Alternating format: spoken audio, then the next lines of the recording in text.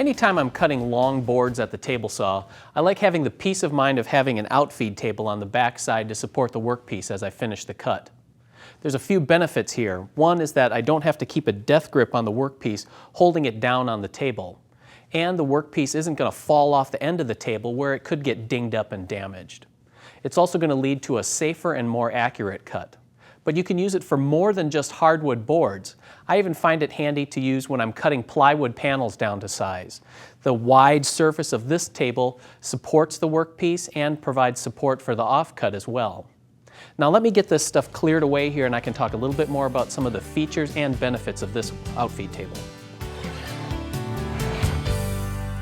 Here's what I like about this outfeed table. It's nice and wide so that it's going to support a wide range of work pieces. And then I've sized the depth of it to suit the lengths of the type of work pieces that I typically use. Now if you're going to work with longer stock, you may want to consider making your outfeed table a little deeper to support those longer boards.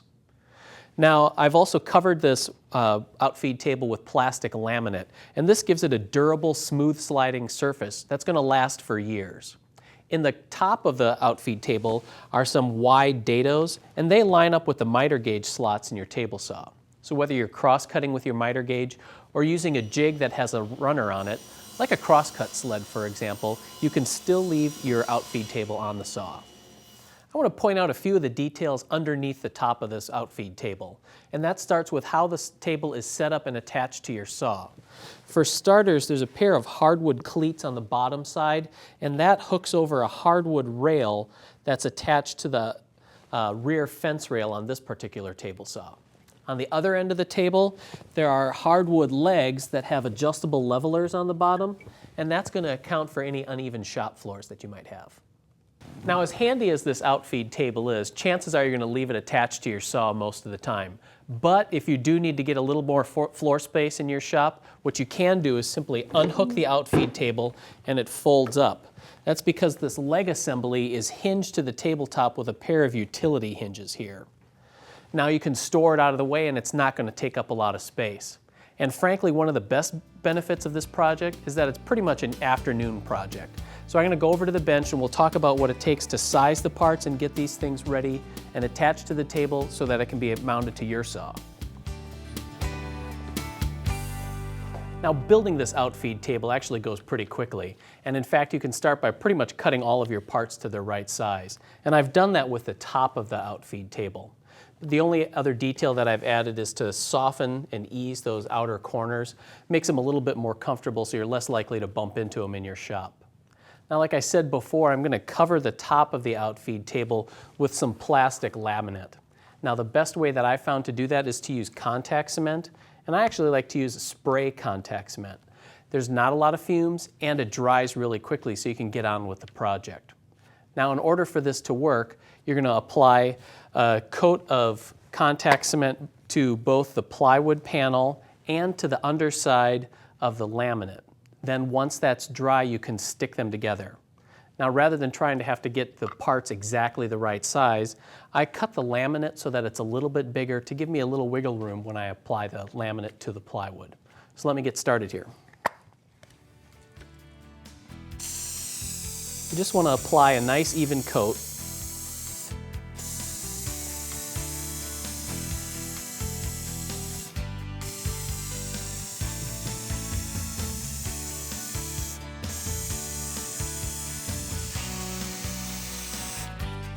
I'm going to set this aside to dry and do the same thing on the back of the laminate.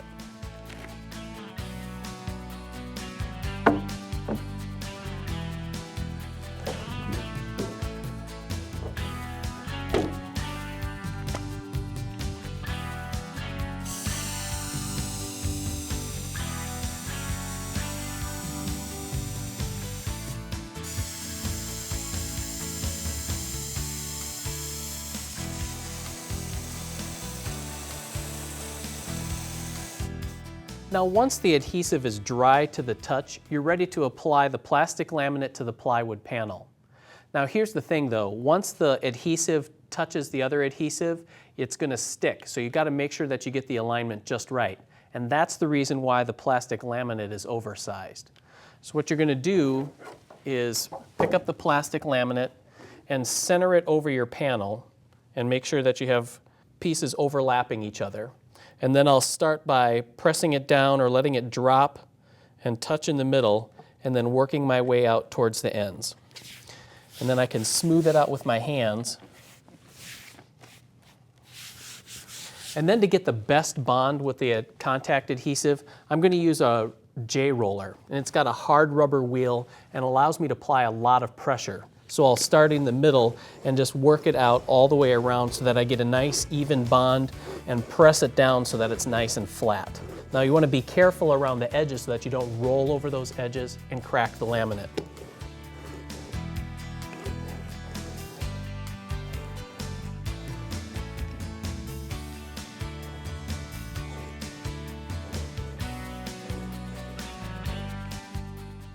The next stage in the process is to remove the excess laminate from around the plywood panel.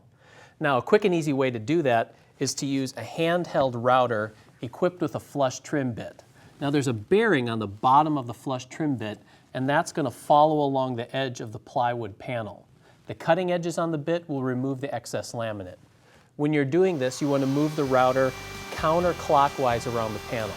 The result is going to be a smooth edge and have the laminate perfectly flush with the edge of the plywood panel.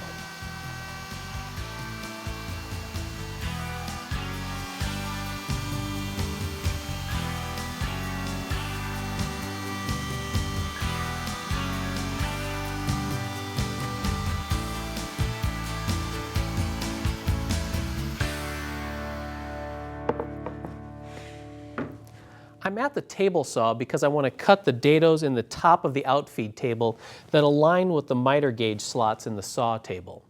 Now to do that, I've set the rip fence so that my outfeed table is in approximately the right position side to side for when I install it on the table saw. Now I'm going to flip it over, and I'm going to use the miter gauge slots to make marks on my outfeed table to show where those miter gauge slots are. But because I don't want to have to try and align this perfectly every time I set it up on my saw, I'm actually going to make the dados a little bit wider on each side. Now I can pull it back, and I'm going to set the dado blade height.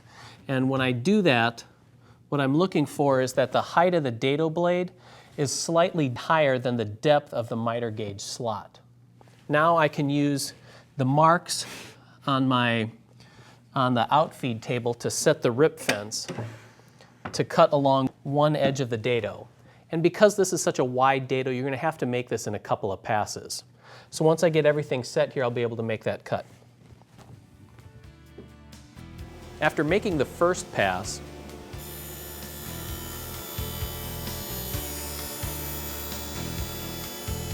I can reposition the rip fence to align the dado blade with the other side of the cut. Then I'll make a second pass. Now I can repeat this two-cut process to cut the dado on the other side of the outfeed table.